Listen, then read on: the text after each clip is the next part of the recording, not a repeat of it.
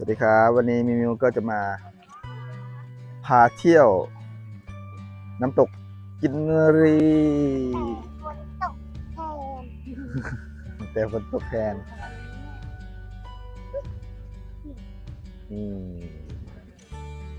แล้วก็มีไกด์นำเที่ยวนะครับ1 คนเพื่อขึ้นไปบนน้ำตก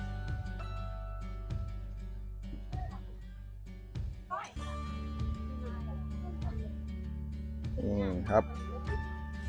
ทีมงานเราทั้งหมด14 คน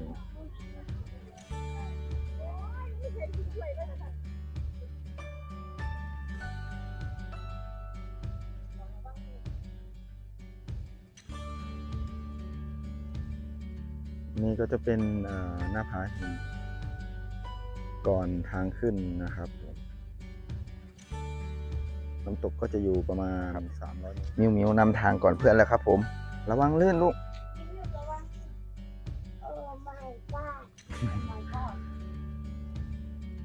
นี่ครับก็ขึ้นมาบนชั้นแรกของเราระวังจับนี่ก็เป็นชั้นแรกครับเดี๋ยวอย่าเพิ่งนี่ก็เป็นศาลพ่อปู่ดำนะครับ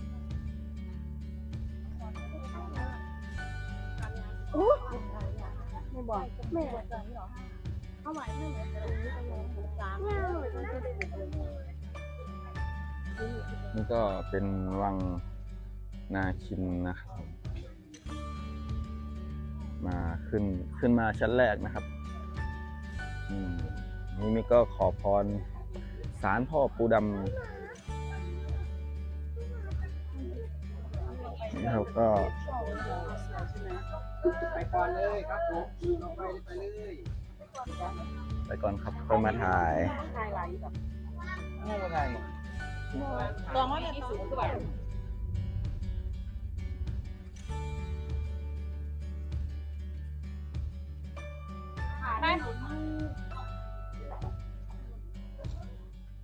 ก็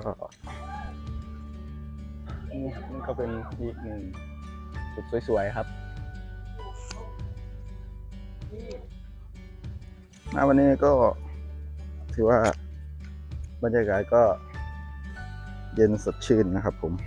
ฝนตกออกมาปล่อยๆก็ผ่านมาประมาณ100 เมตรนะครับก็ถือว่าสูงมากอันนี้คือถูกลงไปกับน้ำตกนั่นจะเป็นสารที่มันที่พวกเราลงที่ไปทางเดียวกันได้ยินเสียงน้ำตกเลยครับทุกคนทางนู้นนะครับจะเป็นน้ำตกเราต้องขึ้นไปอีกก็ถือว่าขึ้นมาชั้นบนแล้วนะครับผมประมาณ200 เมตรเหนื่อยมากได้ยินเสียงน้ำตกแล้วนะครับโอ้มองดูด้านล่างไปชมกัน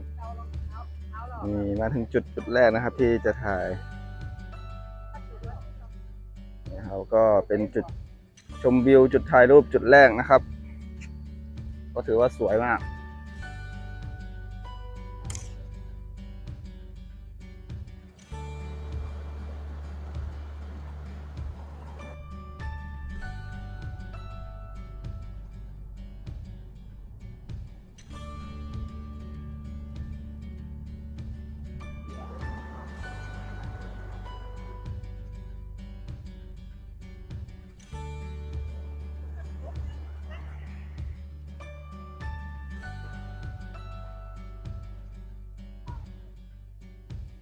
นี่ก็เป็นจุดอีกจุดหนึ่งนะครับจุดพักน้ำนะครับจุดสวยมากครับ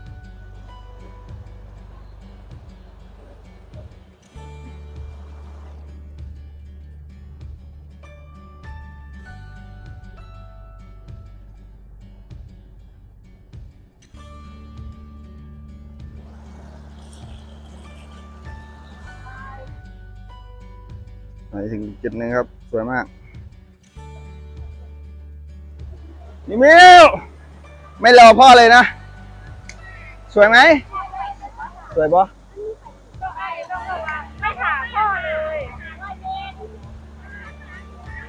สวยมากค่ะพี่มุกก็มาถึงจุดสุดสวยเลยค่ะนี่ ใครเล่นน้ำมันเลย สวยไหม เล่นตัวหลัง สวยไหมสวย จะเล่นน้ำเหรอคะว้าว นั่งมาถึงตรงนี้ต้องไปอีก ก็โอ้นี่ครับมีมิวจะเล่นน้ำแล้วครับผมสวยมาก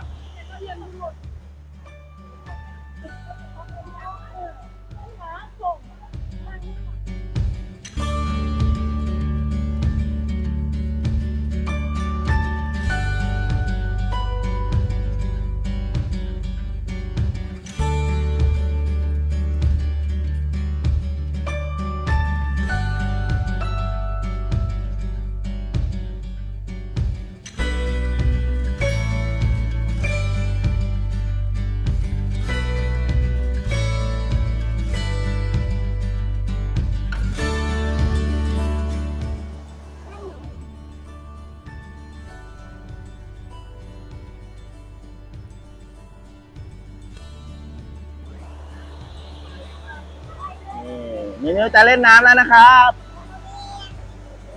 โอ้น้ำเย็นมากเลยน้ำเย็นไหมโอ้โห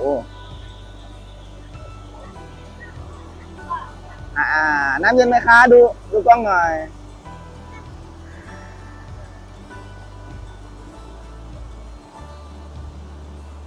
อร่อยไหม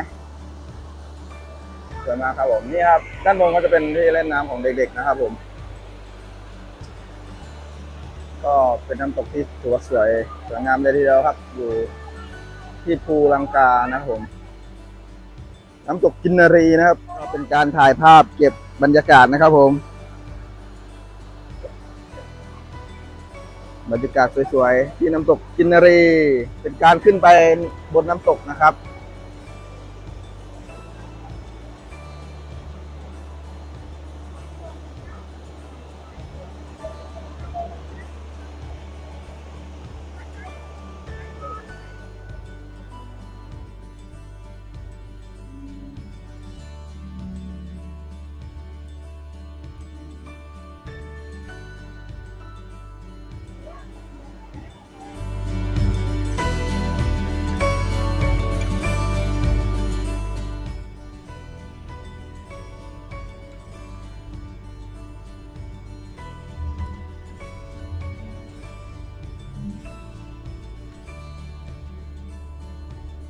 นี่ครับผม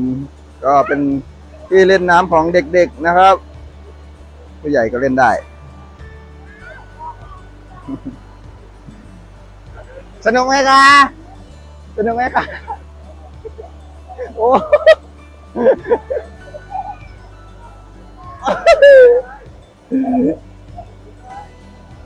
ก็เป็นมุมของสาวๆนะฮะ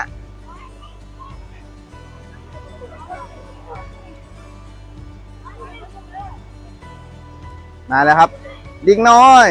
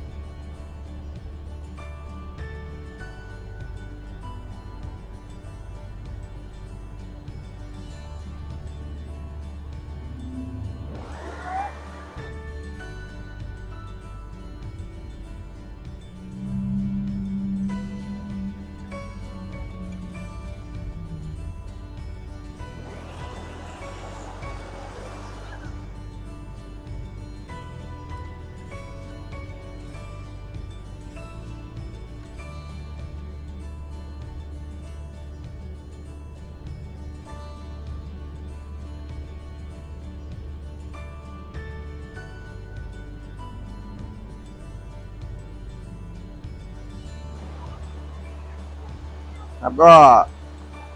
เดินทางกันต่อไปครับผมไปเดินทางกันต่อนี่ครับที่ไกด์นำทางของเราพาเด็กๆแล้ว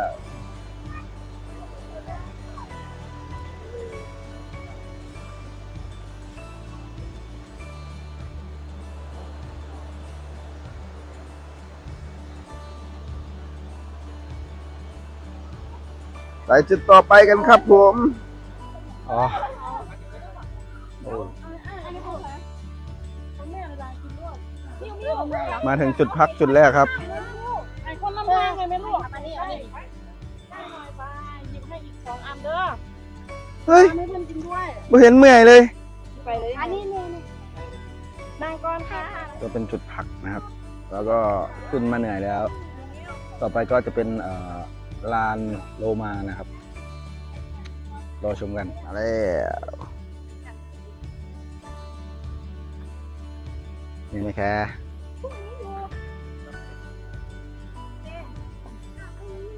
เอายายต่อยพวกพี่กับมือโอ้ยลุงไปอย่างก้อนน้ำเขียวน้อย อืม เมื่อนอนเพื่อน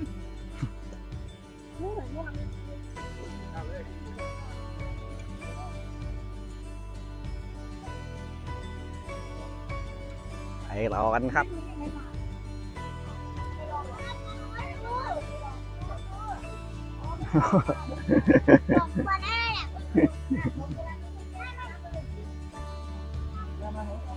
ก็จุดถ่ายรูปอีกจุดหนึ่งนะครับ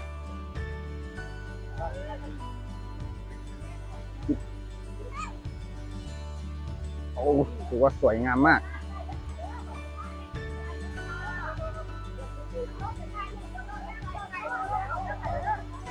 มุดช่องแล้วครับผม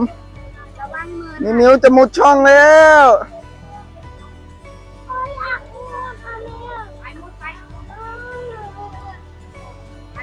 โอ้โหมนุษย์มุดช่องโอ้โอ้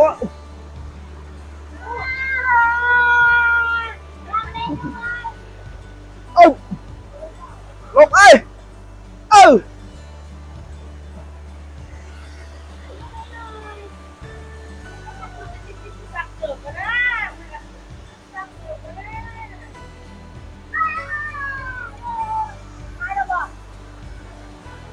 ว้าว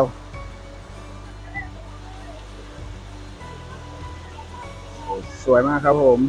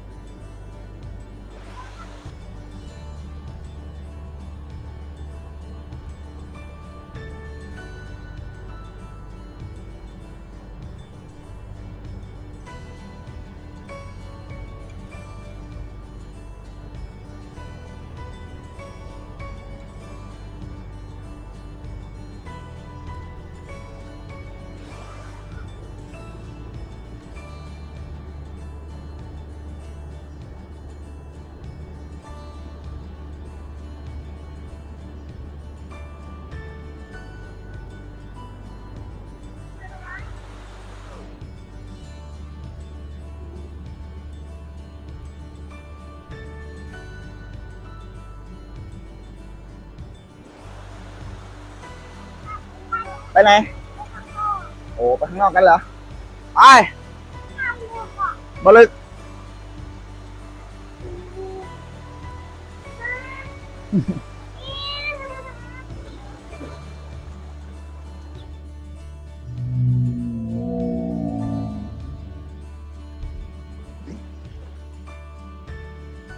นี่ครับก็เป็นอีกจุดหนึ่งที่สวยงามเลยทีเดียวนะครับผมแต่ว่าจุดตาโลมา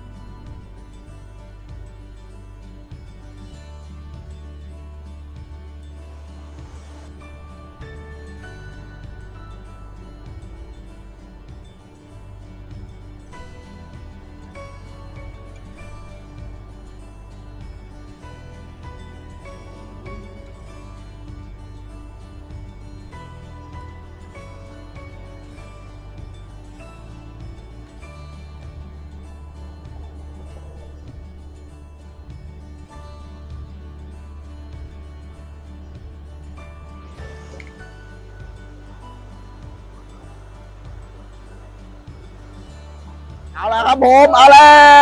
วโอ้ยนี่มิ้วเล่นน้ำแล้วครับผมมิ้วสนุกไหมสนุกไหม